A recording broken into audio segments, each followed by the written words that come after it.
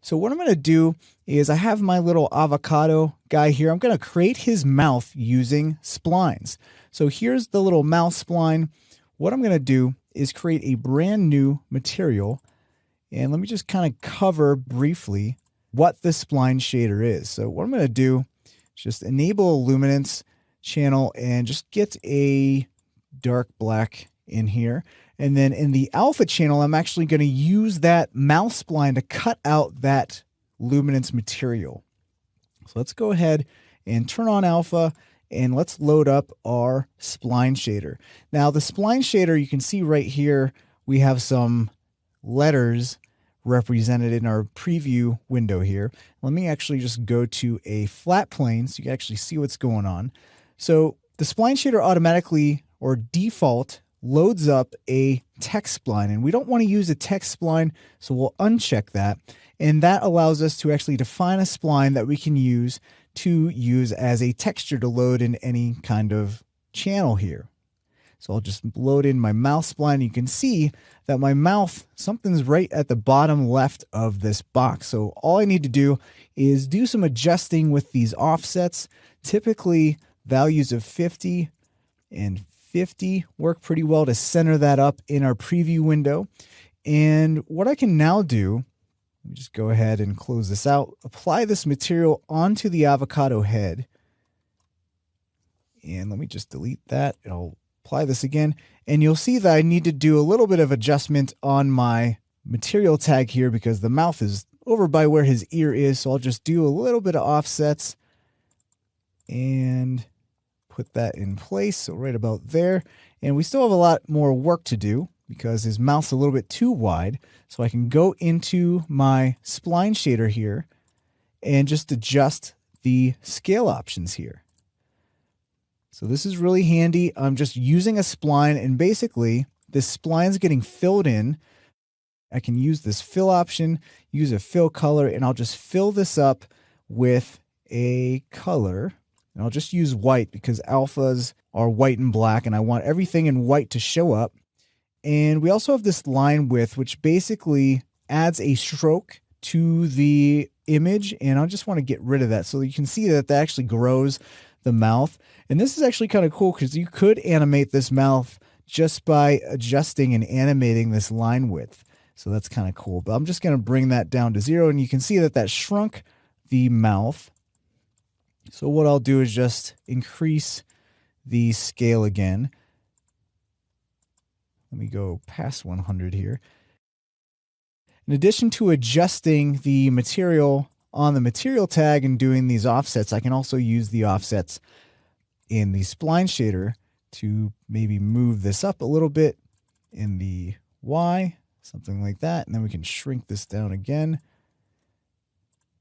So we got our mouth in place. So this is all being referenced by this mouth spline.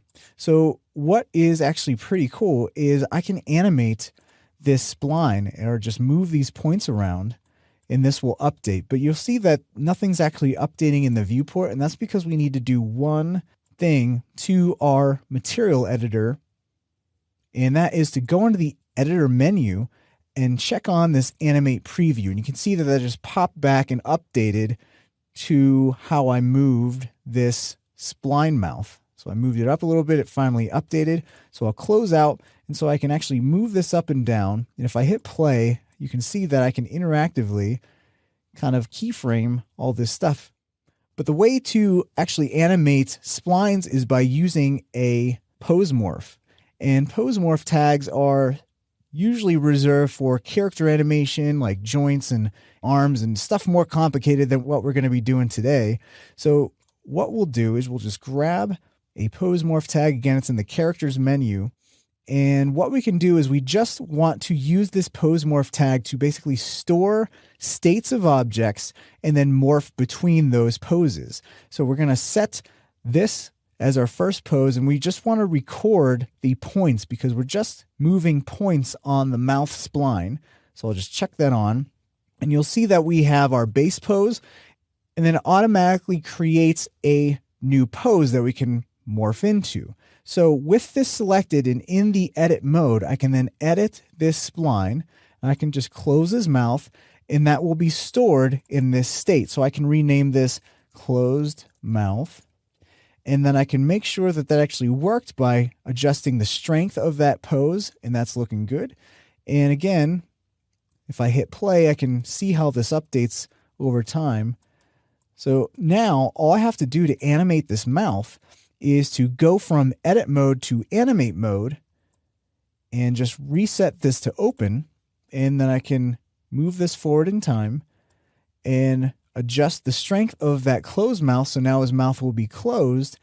And you can see now he closed his mouth. And we can have this go into our timeline, and we have this closed mouth strength track. So I can just go and select these points, and we can have him just look like he's babbling.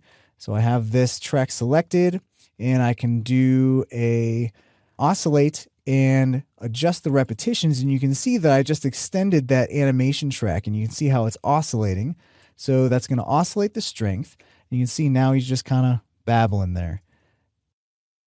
We have our mouth animating. One other thing I want to do is give him a tongue as a finishing touch. So let's go to a spot in the animation where his mouth's completely open. And we can add a tongue by going into this luminance channel and loading up a gradient. Now what I'm going to do is go into the gradient options and turn this to a circular gradient. Want to have solid colors, so I don't want any interpolation between these values, no smoothing. And I'll just remove this, and let's just move this to the side. And you can see I have what appears to be like a tongue. And then all I have to do is adjust this gradient knot to like a pink color, and then we got his mouth. So now I can keep moving this, and you can see we got our mouth moving, we got our tongue via our circular gradient. And again, I can move this, make his tongue even smaller there. So that is how you can use the Spline Shader to add features to characters. So here's my final result where I used the Spline Shader to add a cute little mouth to my jump roping avocado.